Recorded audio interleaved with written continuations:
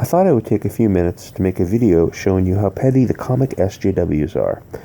As the video took longer than I expected, it slowly dawned on me that I was the petty one. Oh, sweet irony. Petty or not, I think it's important for more people to speak out against the hatred from the SJWs. We need more of us making videos. Don't allow their hatred to go unchallenged.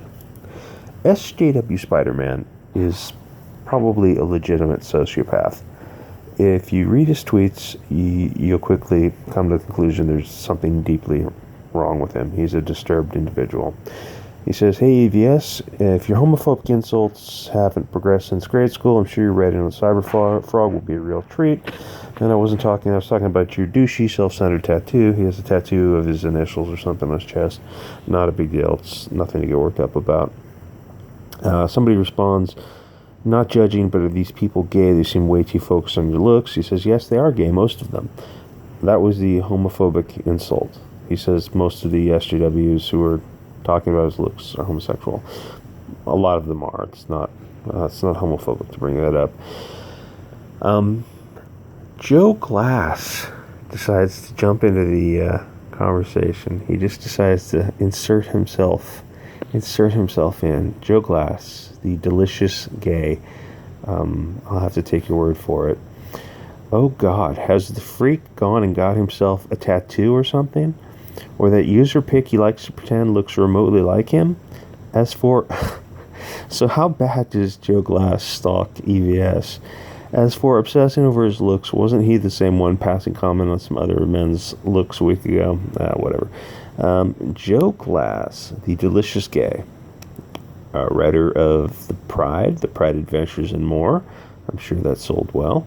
Advocate for LGBTQ representation in media. Thank you for that. He, him, of course his pronouns are listed. Joe Glass. Now, notice the asymmetrical smile, the slight, like a stroke victim, basically. Shaved head, that's cool.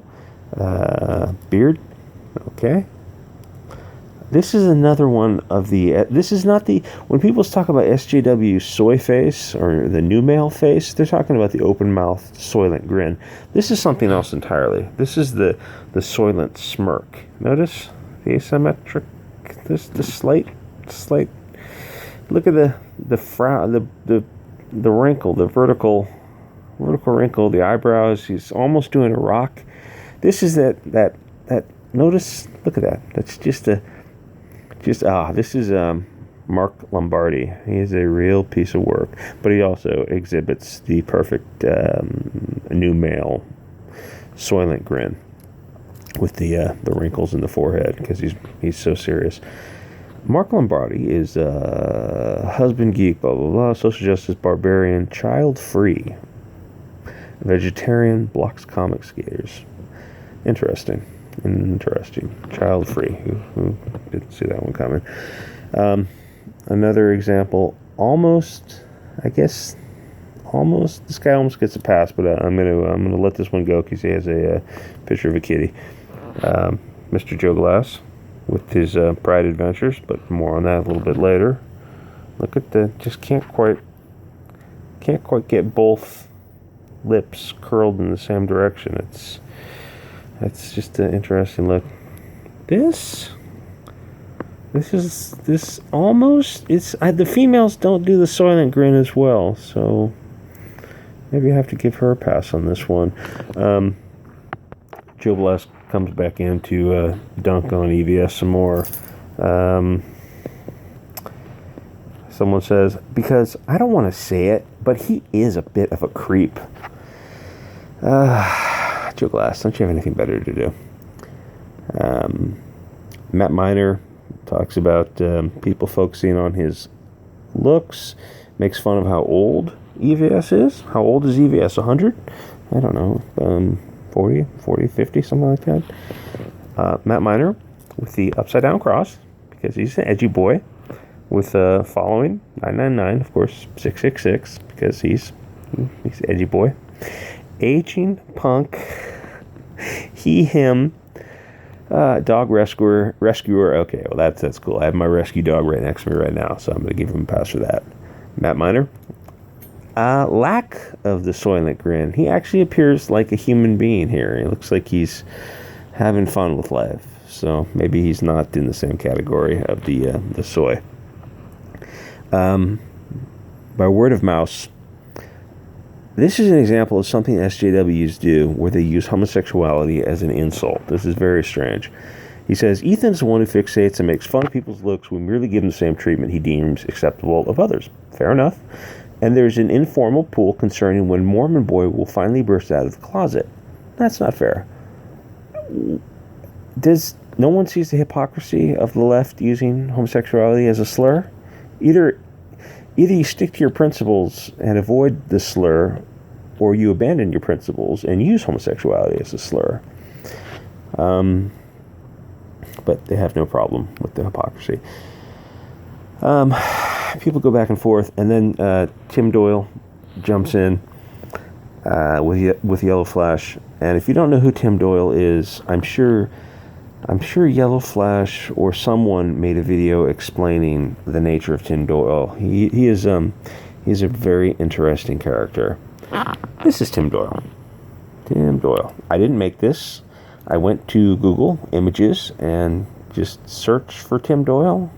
And this was his old picture, but people gave him so much trouble for a 40-year-old man sucking on a lollipop. Well, I won't say it. I won't say it. My point was that for Joe Glass, if you're in a glass house, don't throw stones. So I looked up Joe Glass's The Pride campaign. 20,000 pounds, approximately $20,000, 600 backers. Not bad, but not. It doesn't compare to EVS's $800,000. I mean, there are for $20,000 for the Indiegogo Comicsgate campaigns. There are probably a dozen campaigns that are $20,000, and that might not even be. 20,000 pounds might not even be enough to put you into the black. You might need more like 30 or 40,000 pounds to actually go ahead with it.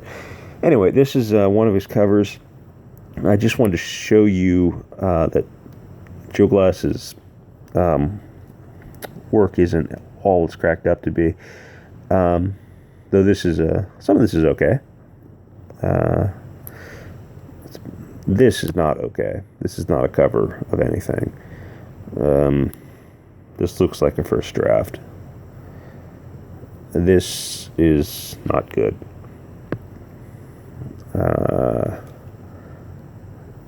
No, the figures look like he took plastic action figures, posed them.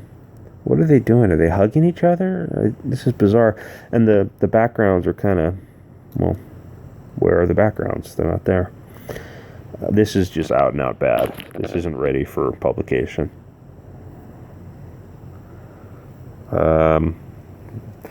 Dude's got definition in his arms and shoulders, chest, but he didn't squat or deadlift. It doesn't make any sense. If most people, when they lift, they do the whole body. I mean, this just completely forget the legs like this is bizarre. This is, well, I don't know what this is. This is garbage.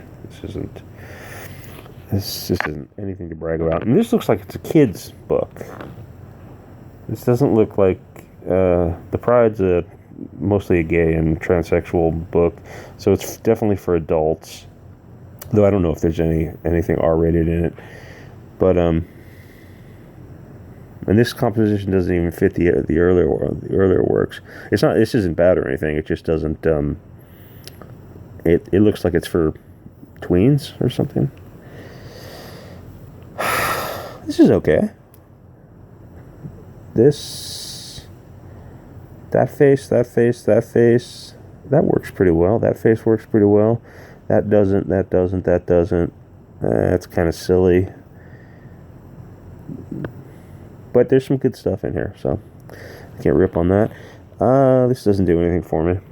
This again looks like it's for kids. Like, this is a more serious composition.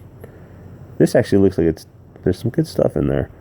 But then you go to this, so I don't know what's going on. I don't like it when art's inconsistent.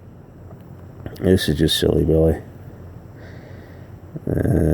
No, it's just ridiculous. When they make the arms bigger than the guy's head, that's nonsense and a complete lack of quadriceps. This doesn't even seem to... That doesn't look good. That doesn't look good.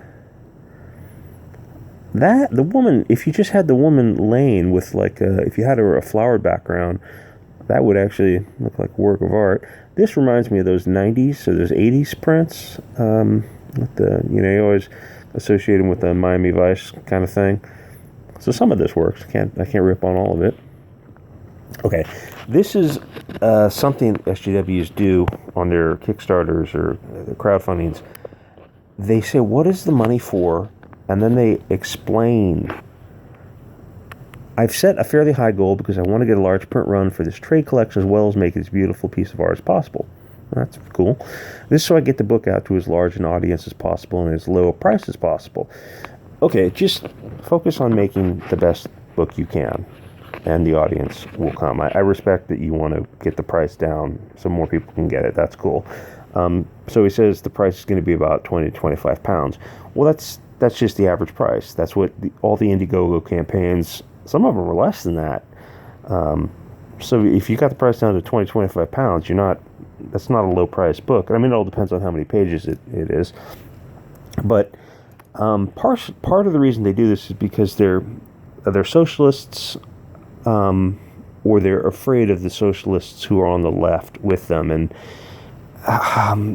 it's like if someone is successful on the left, they become the other. They become kind of ostracized. So he goes through the breakdown of packing materials. It's interesting, but again, it's not important. Just write the best book you can. You get the best art you can, the best book, the best editors.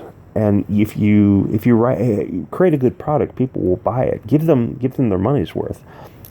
Anyway, my point at Gail Simone. Gail Simone says, I highly recommend this smart, charming, wonderful book to anyone who likes good comics. It's absolutely a pleasure to read and a clear labor of love, by Gail Simone. Well, a clear labor of love? Yeah, probably. Did Gail Simone read it? Maybe. Maybe she flipped through it.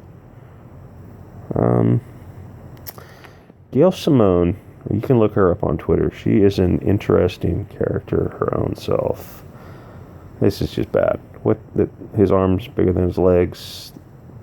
He chest presses, shoulder presses, no squats, nothing. That's just bizarre. Gail Simone, cosplay. Gail Simone looking silly. Anyway, my point with the Joe Glass thing is, don't let their hatred go unchallenged. Make a video and let me know how you like this one. Thanks.